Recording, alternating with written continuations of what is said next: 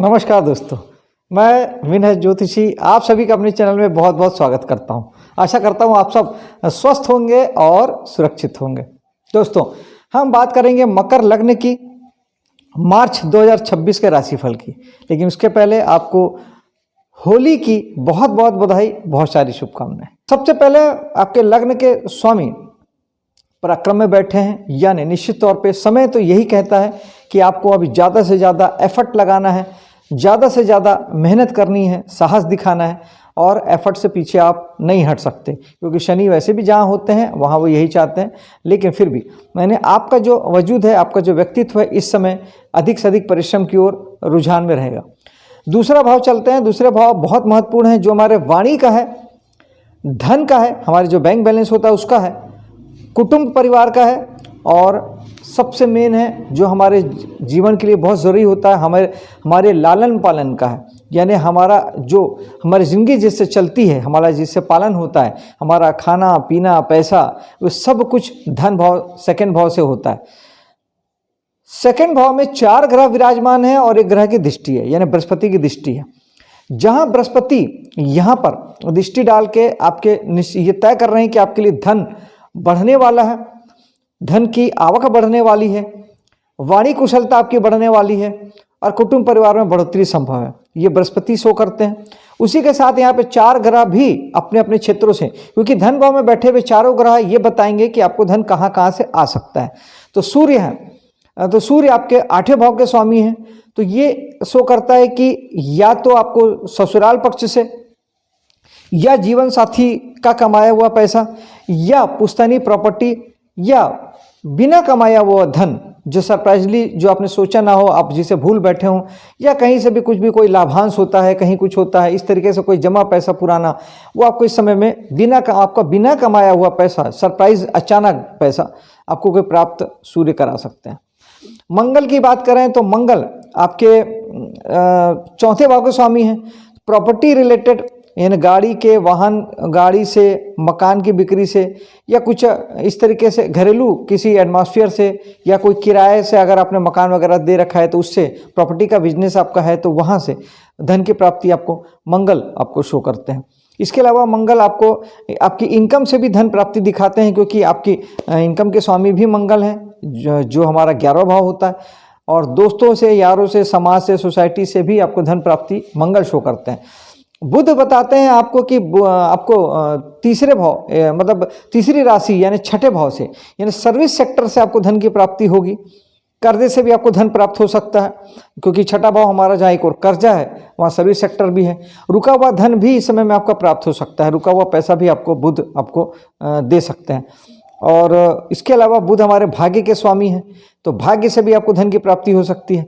राहु यहाँ विराजमान है। राहु विदेशों से आपको धन की प्राप्ति करा सकते हैं, विदेशी कंपनी से आपको धन की प्राप्ति करा सकते हैं, या आपको किसी बड़ी सोच, बड़े विचार, या आपको कामों को दूर जाके जब आप कोई काम करते हैं, विदेश में जाकर कोई काम करते हैं, तो वहाँ से आपको धन की प्राप्ति करा सकते हैं। धन के भाव में बैठे हुए ग्रह धन प्राप्ति की ही बात करते हैं दोस्तों। तो इस तरीके से 5 ग्रह आपको इतने सारे रास्तों से इस महीने धन प्राप्ति दिखाते हैं। आगे चलते हैं, तीसरे भाव में चलते हैं, जहाँ पे पराक्रम के भाव में शुक्र और शनि विराजमान है। तो पराक्रम आप करेंगे शुक्र के लिए, यानी कर्म क्षेत्र के लिए, यानी 5म भाव के लिए, यानी आप संतान के लिए और अपने जीवन में जो आप कर्म करते हैं उसके लिए आप एफर्ट इस समय में करेंगे और उनके लिए सुख साधन भी जुटाएंगे। यानी कर्म क्षेत्र में आपको थोड़ा लग्जरी प्राप्त हो सकती है, और आप अपने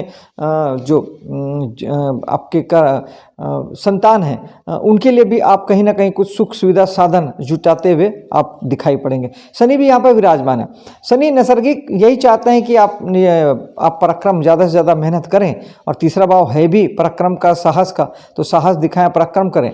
और शनि जो आपको कर्म करवाएंगे वो खुद के संबंध में ज़्यादा आपको करवाएंगे और धन के मामले में, यानी इस महीने आप धन को लेके, खुद को लेके और कुटुंब परिवार को लेके ज़्यादा फोकस्ड रहेंगे, उसी पे आपका पराक्रम ज़्यादा चलेगा। इसके अलावा 4था भाव हमारा खाली है। 5म भाव में चलते हैं। 5म भाव में मंगल और शनि की दृष्टि पड़ रही है, जहाँ पर मंगल आपको एक और साहस देंगे, क्योंकि हमारा दिमाग 5म भाव है, तो मंगल साहस के, ऊर्जा के नैसर्गिक कारक हैं। इसके अलावा आपको 5म भाव हमारे संतान का है, प्रेम का है, कला जगत का है, ये सारी जगहों में आप ज़्यादा से ज़्यादा एफर्ट लगाएंगे, एक्शन लेंगे, क्योंकि मंगल एक्शन के कारक हैं। कुछ करते हुए आप लगेंगे। मनोरंजन उद्योग से आप जुड़ सकते हैं। शनि की भी दृष्टि है, शनि चाहते भी हैं कि आप ये सब काम करें। अगर आप मनोरंजन उद्योग से जुड़े हैं, आप हीलिंग एरिया से अगर आप जुड़े हैं, किसी प्रकार का लोगों को हीलिंग करते हैं, हीलिंग देते हैं, लोगों को कुछ समाधान देते हैं, एजुकेशन से जुड़े हैं, पढ़ाते हैं या पढ़ते हैं, संतान का मामला है, तो ये सारी चीज़ों के लिए जिम्मेदारी आपको लेनी बनती है, ऐसा शनि भी चाहते हैं। छठे भाव में चलते हैं जहाँ गुरु विराजमान है। गुरु जहाँ बैठते हैं बहुत अच्छा फल नहीं देते हैं, लेकिन फिर भी चूंकि बृहस्पति शुभ ग्रह है, नैतिक ग्रह है, चरित्रवान ग्रह है, भाग्य के कारक ग्रह हैं, तो आपके छठे भाव को वो कम से कम इतनी शुभता तो वो देंगे, आपको विजडम देंगे, समझ देंगे। कर्ज और लड़ाई झगड़े से आप बचें, ये बहुत अति आवश्यक है। जो छठा भाव हमारे कर्ज का है, लड़ाई झगड़े का है। इसके अलावा सर्विस सेक्टर के लिए ये बात बहुत अच्छी है। सर्विस सेक्टर में आपको लगना चाहिए। आप सर्विस सेक्टर में अगर हैं, नौकरी करते हैं या सर्विस लोगों को देते हैं, किसी प्रकार की सेवा के एवज में पैसा कमाते हैं, तो बृहस्पति निश्चित ही आपके लिए भाग्य देंगे। और चूंकि बृहस्पति जो हैं आपके 12वें के स्वामी भी हो जाते हैं, एक खराब भाव हो जाता है, और पराक्रम के स्वामी, तो जहाँ एक और पराक्रम तो वो दे ही रहे हैं, लेकिन 12वें के होने से या तो आप विदेशी कंपनी में अगर सर्विस करते हैं तो वेरी गुड है, या तो फिर आप अगर किसी हॉस्पिटल उद्योग से जुड़ के काम कर रहे हैं, अगर आप योगा ध्यान के क्षेत्र में आप योगा टीचर हैं या उस दिशा में कोई सर्विस प्रोवाइड करते हैं तो भी ठीक है। लेकिन अगर आप ये सब नहीं करते हैं तो इस स्थिति में आपको आपका जो सर्विस है वो कहीं ना कहीं आपके लॉस को भी दिखाता है। यानी आपके बहुत सारे प्रयास या बहुत सारा आपका कर्म या कुछ चीज़ें ऐसी होगी जो आपको फल नहीं दे पाएगी। आपको ऐसा लगेगा कि ये बेकार में चला गया, क्योंकि 12th के लॉर्ड हैं बृहस्पति, तो वो अक्सर इस समय में आपके किए गए मेहनत का फल आपको नहीं मिलेगा। आपका मेहनत की गई मेहनत आपकी अकारत चली जाएगी, ये हो सकता है, क्योंकि 12th भाव है हमारे लॉस का, नुकसान का, और छठा भाव है हमारे कर्म का, हमारे सर्विस का। तो आपका सर्विस इस समय में बेकार चला जाएगा, ये हो सकता है। बशर्ते अगर आप 12वें भाव के काम करते हैं तो, अगर 12वें भाव के काम करते हैं तो फिर वो आपके लिए यूज़फुल होगा। जैसे कि आप विदेश से जुड़ के काम कर रहे हैं, पहले मैंने बताया, हॉस्पिटल उद्योग से जुड़े हैं, योगा ध्यान प्राणायाम करते हैं, तो निश्चित तौर पर फिर ये कर्म आपके लिए फ्रूटफुल रहेंगे, आपके लिए यूज़फुल रहेंगे, आपके लिए फ़ायदेमंद साबित होंगे। सप्तम भाव चलते हैं। सप्तम भाव खाली है, चंद्रमा वहाँ के राशि स्वामी हैं, तो निश्चित ही आपका जीवन साथी जो है वो काफ़ी भावुक है, क्योंकि चंद्रमा वहाँ के राशि स्वामी होते हैं। तो निश्चित ही आपको उनके भावनाओं का ध्यान रखना चाहिए, ख्याल रखना चाहिए, क्योंकि बहुत थोड़े थोड़े में वो भावुक हो जाता है, बहुत थोड़े थोड़े में वो रूठ जाता है। तो थोड़ा आपको, आप जहाँ जितने ही प्रैक्टिकल हैं, मकर लग्न के हैं, आपकी राशि पृथ्वी तत्व की राशि बहुत आपको प्रैक्टिकल बनाती है। जब आप जितने ही प्रैक्टिकल हैं उतना ही आपका जीवन साथी जो है वो संवेदनशील है, वो भावुक है, वो भावनाओं से जीवन को जीता है। तो कृपया इस बात का ध्यान रखें कि वो आपके जैसा नहीं सोचता है। आगे चलते हैं, आगे 8वें भाव में चलते हैं। 8वें भाव, अब यहाँ पे फिर दोस्तों मैं यही बात आपको कह रहा था शुरू में, कि जहाँ एक और धन के लिए 5 ग्रह आपको धन दे रहे हैं, वहीं पे 4 ग्रह आपके लिए रुकावट, बाधा, चिंता, परेशानी भी लेके आ रहे हैं। लेकिन तब जब आप यहाँ के काम नहीं करते हैं। 8वें भाव के अगर आप काम करते हैं तब तो आपको सूर्य मान सम्मान देंगे, मंगल आपको साहस और ऊर्जा देंगे, क्योंकि दूसरे भाव से बैठ के सूर्य, मंगल और बुध की दृष्टि आपके 8वें भाव पे पड़ेगी, और केतु यहाँ पे विराजमान है। तो ये 3 ग्रह आपके अगर काम यहाँ के आप करते हैं, यानी अकल्ट फील्ड से जुड़े हैं, ज्योतिष से जुड़े हैं, वास्तु से जुड़े हैं, न्यूमरोलॉजी से जुड़े हैं, टेरो कार्ड से जुड़े हैं, रिसर्च से जुड़े हैं, वैज्ञानिक हैं, रिसर्च की पढ़ाई करते हैं, income tax, sale tax department से जुड़े हैं, पुलिस से जुड़े हैं, CID CBI जैसे फर्मों से जुड़े हैं, जासूसी का काम करते हैं, कुछ भी खोजने ढूंढने वाला गुप्त रहस्यमय काम जो भी होता है वो सब हम 8वें भाव से करते हैं। तो आपके काम में अगर जरा भी शामिल है, रिसर्च से शामिल है, खोजना शामिल है, ढूंढना शामिल है, तो 8वां भाव आपका है, आप इसके काम कर रहे हैं। जब आप इसके काम कर रहे हैं तो आपको ये सारी चीज़ें, सारे ग्रह आपको फ़ायदा देंगे, अच्छी स्थिति में पहुंचाएंगे, सफलता देंगे। बुध भी आपके लिए सफलतादायक साबित होंगे, क्योंकि बुध आपके भाग्य के स्वामी हैं। मंगल की हमने बात की ही कि मंगल इनकम के स्वामी है, तो कहीं ना कहीं से वो आपको आपके कामों में इनकम की बढ़ोतरी करेंगे। केतु यहाँ विराजमान है। केतु के लिए सिंपल सा है कि अगर आप यहाँ के काम करते हैं तो अपने काम की परिणाम की चिंता ना करें, अपने काम करें और उसे प्रभु के चरण में डाल दें, आपको अच्छे रिजल्ट आएंगे। आप अगर बहुत ज़्यादा परिणाम की चिंता करेंगे, इच्छा कामना करेंगे, परिणाम के पीछे भागेंगे, तब यहाँ पर केतु आपको प्रॉब्लम देंगे और आपके कामों में ब्रेक लगाएंगे। केतु के लिए ओम केतुवाय नमः एक माला जाप कर सकते हैं, गणेश जी की साधना कर सकते हैं और खट्टे मीठे फलों का दान कर सकते हैं अगर ये रिजल्ट आ रहे हैं तो। अगर यहाँ के काम आप नहीं करते हैं, उस स्थिति में ये सूर्य, ये मंगल, ये बुध आपके जीवन में तनाव, चिंता, परेशानी को बढ़ाने वाले साबित होंगे, जो कि बहुत सारा आपके लिए तकलीफ का कारण बन जाएगा। यहाँ के राशि स्वामी सूर्य की दृष्टि वो अपने भाव को बलवान करेंगे, तो पिता या सरकारी क्षेत्रों से आपको तनाव, चिंता, परेशानी हो सकती है।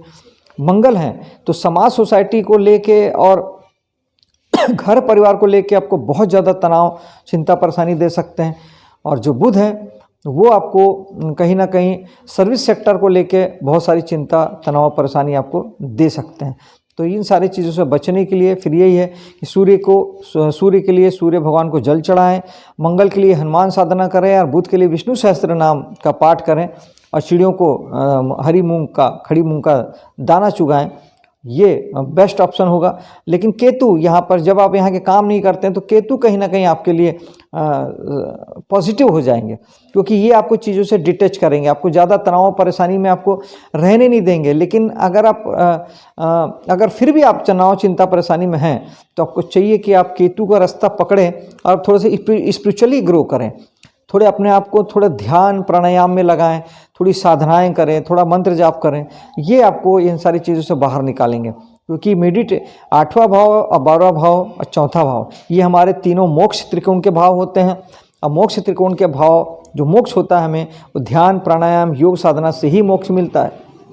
जब आप ध्यान करेंगे, प्राणायाम करेंगे तो इस भाव की ऊर्जा को आप यूज़ कर लेंगे पॉजिटिवली, तो फिर ये भाव आपको खराब फल नहीं देगा। और ये मेरा प्रैक्टिकल अनुभव है दोस्तों, बहुत सारे लोगों से मैंने करा है। आप जितना ज़्यादा ध्यान प्राणायाम करेंगे, ना 8वां भाव आपको चिंता परेशानी देगा, ना 12वां भाव आपको खर्च और नुकसान देगा, क्योंकि दोनों भाव को आपने यूज़ कर लिया ध्यान और प्राणायाम करके। जितना आप योग से जुड़ेंगे, जितना आप अध्यात्म से जुड़ेंगे, उतना आपका 8वां भाव और 12वां भाव जीवन में कुछ भी नहीं बिगाड़ेगा। वरना कुंडली में यही 2 भाव हैं जो आपको कष्ट पहुँचाते हैं। 9वें भाव में चलते हैं, भाग्य में, जहाँ अगेन मंगल की 8वीं दृष्टि पड़ेगी। शुक्र पराक्रम से देखेंगे और शनि भी पराक्रम भाव से देखेंगे। ये सब यही बताते हैं कि आप मेहनत करेंगे तो आपका भाग्य बनेगा, मेहनत से आपको लग्जरी की प्राप्ति होगी। शुक्र है वो ये बताते हैं कि आप कहीं ना कहीं कुछ पराक्रम करेंगे जिससे आपका भाग्य निर्माण होगा। पिता के लिए ये अच्छा समय है और साथ ही पिता के लिए आपको भी ध्यान देने का समय है। और यहाँ पे मंगल की दृष्टि फिर यही बताती है कि भाग्य के लिए आप कहीं ना कहीं बहुत सारा प्रयास करते नजर आएंगे, बहुत सारी उत्साह और एनर्जी के साथ धर्म के कामों से जुड़ेंगे। धार्मिक यात्राएं आप कर सकते हैं, लंबी धार्मिक यात्राएं कर सकते हैं, हायर एजुकेशन से जुड़ सकते हैं। और इस समय में आपको साहस देगा कि आप कुछ बड़ा ज्ञान प्राप्ति के लिए या हायर एजुकेशन के लिए या उच्च शिक्षा के लिए आप कुछ बड़ा करें, कुछ बड़ी साहस दिखाएं, कुछ कहीं बड़ा विदेशों में जाके कुछ आप पढ़ना चाहते हैं या दूसरे शहर में पढ़ना चाहते हैं, उन सारी चीज़ों के लिए ये बहुत अच्छा समय है। साहस भी है, शुक्र भी है, पैसा भी है और शनि पराक्रम भी है।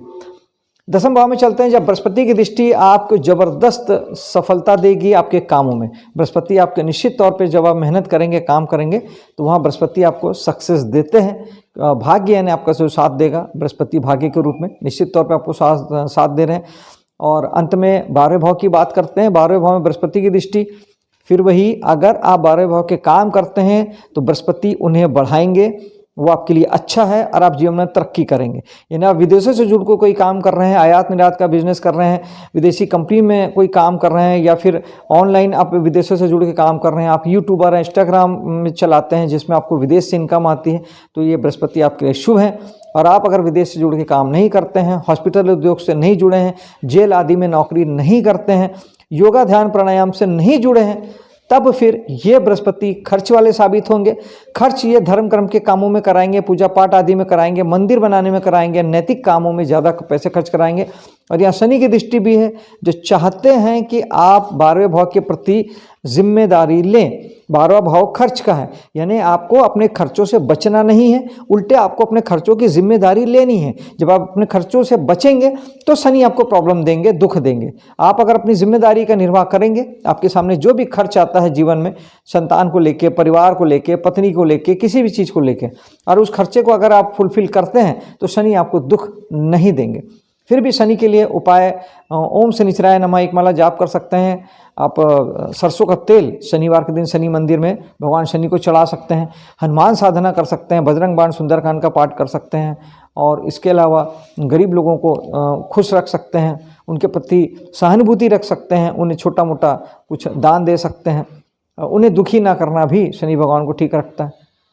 दोस्तों, ये था मार्च 2026 का राशिफल। मेरे वीडियो को लाइक शेयर कीजिएगा, मेरे चैनल को सब्सक्राइब कीजिएगा। मिलता हूँ आपसे अगले वीडियो में, तब तक के लिए जय हिंद, जय माता दी।